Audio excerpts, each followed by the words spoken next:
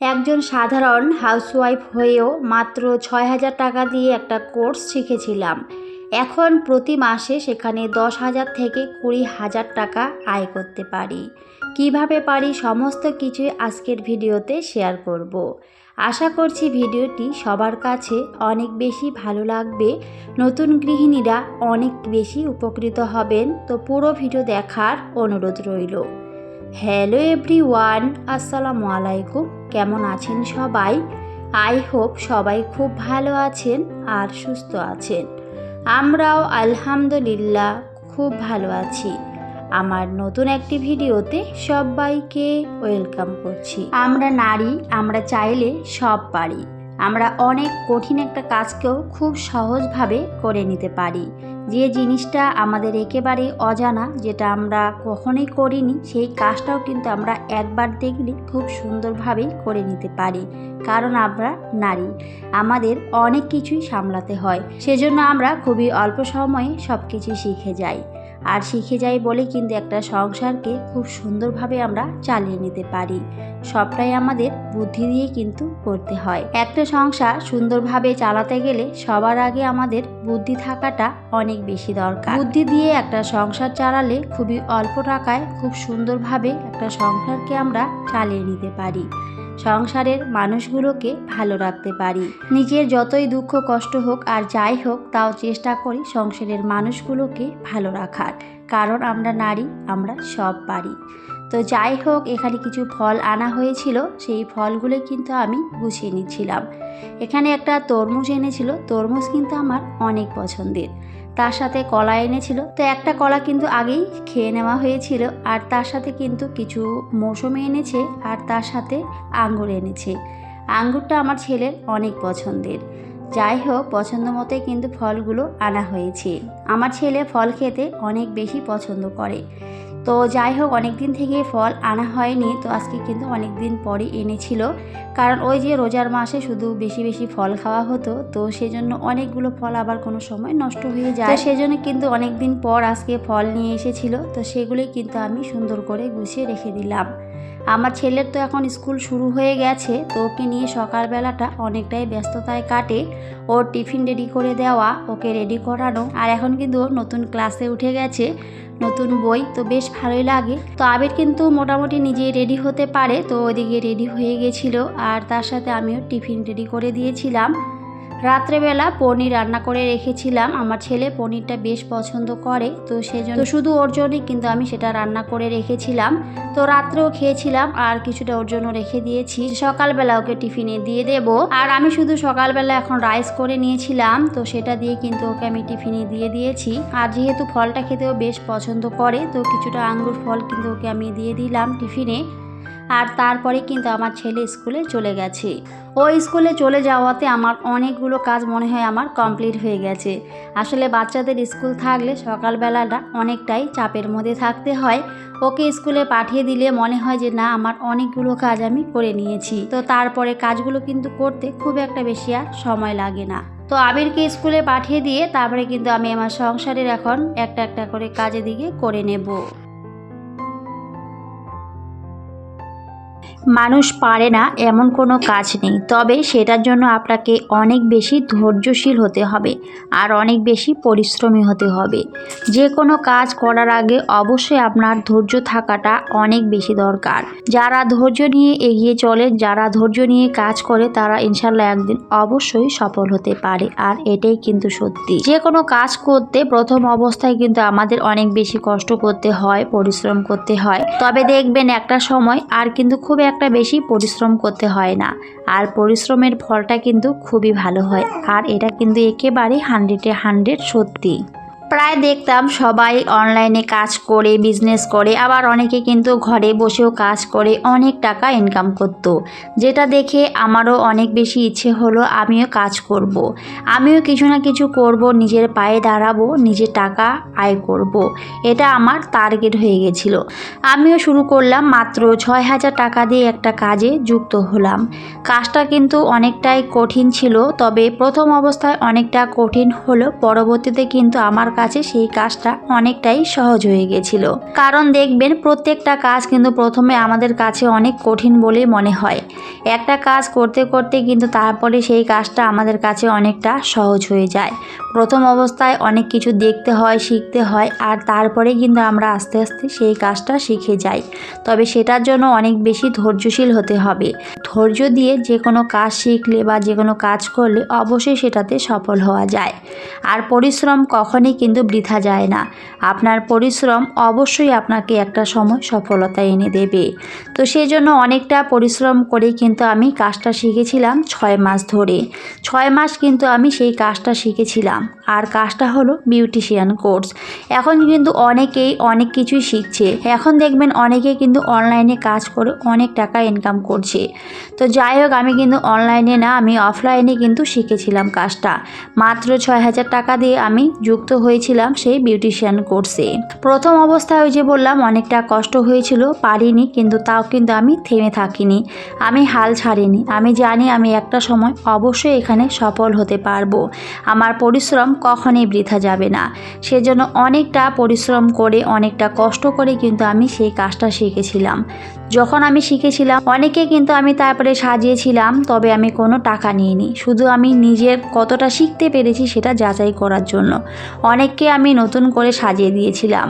আসলে বিউটিশিয়ান কোর্সটা এমনই, দেখবেন কেউ যদি দেখতে সুন্দর না হয় তাকে কিন্তু সুন্দর করে সাজিয়ে দেওয়া যায়, যেটা এখন অনেক বেশি ট্রেন্ডিংয়ে চলে।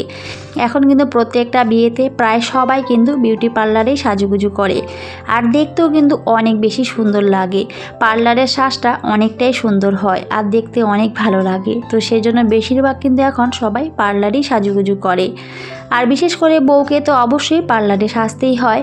আর একটা পার্লারে সাজাতে গেলে তো জানেনই কত টাকা দরকার হয়। তো যেহেতু আমি সেই কাজটা শিখেছিলাম, তো সেখান থেকে কিন্তু আমি অনেক টাকা ইনকাম করতে পেরেছি। আলহামদুলিল্লাহ, এখন কিন্তু আমি অনেক টাকা সেখান থেকে আয় করছি। তাও আবার খুব একটা পরিশ্রম করতে হয় না।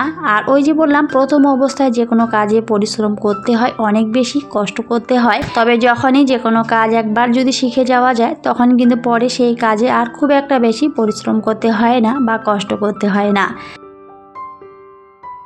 তো যাই হোক, সেখানে কাজ করে সেখানে কাজ শিখে কিন্তু এখন আমি অনেক টাকা আয় করতে পারছি। এখন যদি আমি একজনকে সুন্দর করে সাজিয়ে দিই, সেখানে কিন্তু আমি 5 থেকে 6,000 টাকা নিয়ে থাকি। আমার কিন্তু প্রত্যেক মাসে এখন আমি 10 থেকে 20,000 টাকা সেখানে অনায়াসে ইনকাম করতে পারি। খুব একটা বেশি আমাকে পরিশ্রম করতে হয় না, কারণ সাজুগুজুর কাজটা কিন্তু সেটা একেবারে একটা আর্টের মতো। সেই আর্টটা যদি একবার কেউ শিখে যায়, তাহলে সেটা কখনোই সে ভুলে না, সেইভাবে কিন্তু সুন্দর করে সাজিয়ে দিতে পারে। আমিও কিন্তু এর ব্যতিক্রম না। আমি কিন্তু কাজটা অনেকটা কষ্ট করে শিখেছিলাম। আর প্রথমে কিন্তু 6,000 টাকা দিয়ে আমি সেখানে যুক্ত হয়েছিলাম। তো যাই হোক, সেই 6,000 টাকা আমি কবেই তুলে নিয়েছি, কারণ আমি কিন্তু এখন প্রত্যেক মাসে 10 থেকে 20,000 টাকা কোনো সময় ইনকাম করে থাকি। বিশেষ করে বিয়ের সিজনে তো আরও অনেক বেশি টাকা আয় করতে পারি, কারণ বিয়ের সিজনে কিন্তু একটু বেশি টাকা ইনকাম হয়। কারণ একটা বিয়েতে কিন্তু দেখবেন কম বেশি সবাই এখন পার্লারে সাজুগুজু করে। তো হয়তো একজনকে সাজাতে গিয়ে আরও সেখানে 3-4 জন হয়ে যায়। এভাবে কিন্তু সেখানে অনেক টাকা ইনকাম করা সম্ভব, শুধুমাত্র এই একটা কোর্স শিখে। তো আমরা নারী, আমরা চাইলে সব পারি। মানুষ পারে না এমন কোনো কাজ নেই। যদি আপনার সৎ সাহস থাকে, চেষ্টা থাকে, ধৈর্য থাকে, তাহলে অবশ্যই যে কোনো কাজে আপনি সফল হতে পারবেন। আর এটাই কিন্তু সত্যি, আমরা মেয়েরা কিন্তু চাইলে অনায়াসেই সব কিছু করতে পারি। নিজের শখ আহ্লাদগুলো এভাবে কাজের মধ্য দিয়ে টাকা ইনকাম করে অবশ্যই কিন্তু পূরণ করতে পারি। যাই হোক, এদিকে অনেক কথা বলেছি, আর কথার ফাঁকে আমি কিন্তু আমার কাজগুলো করে নিচ্ছিলাম। তো আজকে বাটা মাছ নিয়ে এসেছিল, তো সেটাই কিন্তু আমি আজকে রান্না করে নেব। তো মাছগুলো আমি সুন্দর করে আগে ধুয়ে রেডি করে নিয়েছি। মাছে অনেক নোংরা থাকে, তো তাও কিন্তু আমার হাজবেন্ড সব সময় মাছগুলো সুন্দর করে কিন্তু পরিষ্কার করে নিয়ে আসে। তাও আমি বাড়িতে আরেকবার পরিষ্কার করে নিয়েছিলাম, সুন্দর করে ধুয়েও নিয়েছিলাম। আর যেহেতু আমি মাছ ভেজে রান্না করি, তো সেই জন্য কিন্তু আমি সব সময় মাছ ভেজে রান্না রান্না করি, শুধুমাত্র ইলিশ মাছটা আমি এমনি কাঁচা রান্না করি, বাকি সব ধরনের মাছ আমি ভেজে রান্না করি, কারণ আমি একেবারেই খেতে পারি না। তো সেই জন্য সবাই কিন্তু সমান হয় না, সবার কিন্তু খাওয়ার ধরন একেবারেই আলাদা আলাদা থাকে। তো আমার ক্ষেত্রেও কিন্তু এর ব্যতিক্রম রয়েছে। আমি কিন্তু মাছ না ভেজে একেবারেই রান্না করতে পারি না বা খেতেও পারি না, কারণ রান্না করা যায় কিন্তু না খেতে পারলে তো সেরকমভাবে রান্না করেও কোনো লাভ নেই। তো কিছুটা মাছ আমি একটু বেশি করে ভেজেছিলাম, কারণ আমার ছেলে ভাজা মাছ খেতে বেশ পছন্দ করে, আর এই মাছগুলোতে অনেক বেশি কাঁটা থাকে, তো সেজন্য আমি ঝোলের মাছ ওকে দিলে একেবারেই খাবে না। তো ওর জন্য কিছুটা মাছ আমি ভাজা রেখে দিয়েছিলাম, আর তারপরে বাকিটা কিন্তু আমি এখন রান্না করে নেব। এতক্ষণ যে গল্পটা আমি বলেছিলাম এটা কিন্তু আমার গল্প নয়, আমি কিন্তু কোনো বিউটিশিয়ান কোর্স শিখিনি, যদিও আমি অল্প অল্প পারি, তবে খুব একটা বেশি ভালো পারি না। তো যাই হোক, এক আপু আমাকে কমেন্ট করেছিল, তো সেই কমেন্টার উদ্দেশ্যই কিন্তু আজকের এই ভিডিওটিতে আমি সুন্দর করে তুলে ধরেছি। আসলে আমরা চাইলে কিন্তু অনেক কিছু করতে পারি, তো সেই উদ্দেশ্য করে কিন্তু আজকের এই ভিডিওতে আমার এই কথাগুলো বলা। আপনারাও চাইলে অবশ্যই এভাবে কিছু না কিছু কাজের সঙ্গে যুক্ত হয়ে যান, শিখুন, দেখবেন একটা সময় অবশ্যই পারবেন। ধৈর্য নিয়ে কাজ করুন। অনেকেই বলে আমি পারি না, আমি এটা পারি না, সেটা পারি না, অবশ্যই পারবেন। মানুষ পারে না এমন কোনো কাজ নেই, তবে সেটার জন্য আপনাকে অনেক বেশি পরিশ্রম করতে হবে, কষ্ট করতে হবে, প্রথম অবস্থায় ধৈর্য ধরতে হবে। ইনশাল্লাহ একটা সময় অবশ্যই পারবেন। আমি আমার সংসারের কাজের মধ্য দিয়ে এই টাকা সেভিংস করার টিপসগুলো তুলে ধরার চেষ্টা করি, কারণ আমার অডিয়েন্স এই ধরনের ভিডিওগুলি অনেক বেশি পছন্দ করে, তো সেজন্য আমিও চেষ্টা করি এই ধরনের টপিক নিয়ে ভিডিওগুলো বানাতে। আর যেহেতু আপু আমাকে সুন্দর করে এইভাবে একটা কমেন্ট করেছিল, তো সেই জন্য আমি কিন্তু এটা টপিক হিসেবে আজকে ব্যবহার করেছি। আশা করছি আমার প্রিয় ভিউয়ার্সরা বুঝবেন। আসলে এইভাবে কিন্তু আমরা সবাই সফল হতে পারি, নিজে কাজ করে টাকা ইনকাম করতে পারি। এখন কিন্তু অনলাইনের যুগ, অনলাইনেও কিন্তু এখন অনেকে অনেক টাকা আয় করছে। আপনারা চাইলে অনলাইন অফলাইন এভাবে কিন্তু কাজ করে অনেক টাকা আয় করতে পারেন। ঘরে বসেও কিন্তু অনেক কাজ করা সম্ভব, তো অবশ্যই আমরা চাইলে সব পারি। তো আশা করছি আমার প্রিয় ভিউয়ার্সরা বুঝবেন। তো যাই হোক, তারপরে কিন্তু আমি এদিকে আমার বাটা মাছের ঝোল রান্না করে নিচ্ছিলাম, আর কিছুটা ভাজা মাছ তো রেখে দিয়েছিলাম আমার ছেলের জন্য। আর মাশাআল্লাহ রান্নার কালারটা কিন্তু অনেক বেশি সুন্দর হয়েছিল, যদিও বাটা মাছ খুব একটা খাওয়া হয় না, আজকে অনেক দিন পর কিন্তু আমি রান্না করেছি, তবে খেতে বেশ ভালোই লেগেছিল। আর তার সাথে সন্ধ্যার দিকে কিন্তু কিছু আলুর চপ বানিয়েছিলাম। আলুর চপটা আমার ছেলে একটু বায়না ধরেছিল, ওর জন্য কিন্তু আলুর চপটা বানিয়েছিলাম, আর সেটি একটুখানি শেয়ার করেছি। যাই হোক, অনেক কথা বলেছি, কোনো ভুল ত্রুটি হলে সবাই অবশ্যই ক্ষমা সুন্দর দৃষ্টিতে দেখবেন। অনেকে ভালোবেসে আমার ভিডিওগুলো দেখে, আর এখনও পর্যন্ত আমার চ্যানেলটিকে সাবস্ক্রাইব করেনি, তাদের উদ্দেশ্য করে বলবো প্লিজ আমার চ্যানেলটিকে সাবস্ক্রাইব করে আমার পাশেই থাকবেন। এরকম নতুন নতুন ভিডিও পেতে অবশ্যই নোটিফিকেশন অল করে রাখবেন, তাহলে আমি যখনই ভিডিও দিই না কেন সবার আগে আমার ভিডিওগুলো আপনাদের কাছে পৌঁছে যাবে।